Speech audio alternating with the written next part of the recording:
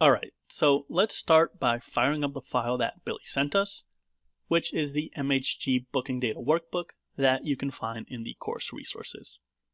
And you'll see that we have two tabs now, so one with the raw data, which is this one, and a second one with Billy's analysis that's contained within these pivot tables. So before we start thinking about our dashboard, let's first try to get a grasp of the story that we're eventually going to need to tell. So if we start with this first pivot table, it looks like it's showing cancellation rates and average daily rates by month for the resort hotel. And it seems that Billy here is telling us that the cancellation rates and the average daily rates follow the same seasonality. And if we go by the color scales here, it looks like it may be true and that we have peaks in July and August here in the summer.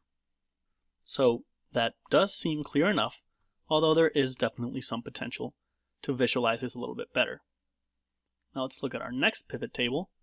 So now we're showing revenue and revenue loss by month one more time, although this time we're only using the data for 2016, which does make sense since it looks like it's the only full year in our data. And once again, we're just filtering for the resort hotel. And as soon as I look at it, what really catches my eye is this heat map here, especially these two values. So again, for July and August. And if we look at our notes, it looks like Billy is telling us that the high cancellations and rates cost nearly $1 million in revenue losses last year during July and August. Alright, so I see how he's tying these two together now. So we're getting reservations with high prices canceled at a high rate. So the money that we're losing is going through the roof during this period. So it looks like our story is forming now. Let's move on to our next pivot table. And now we're looking at cancellations by lead time. Again, just for 2016, just the resort, and just July and August, which makes sense. So we're drilling down from here to this table here. And it looks like most guests that are canceling had made their reservations more than 30 days in advance, which is definitely interesting.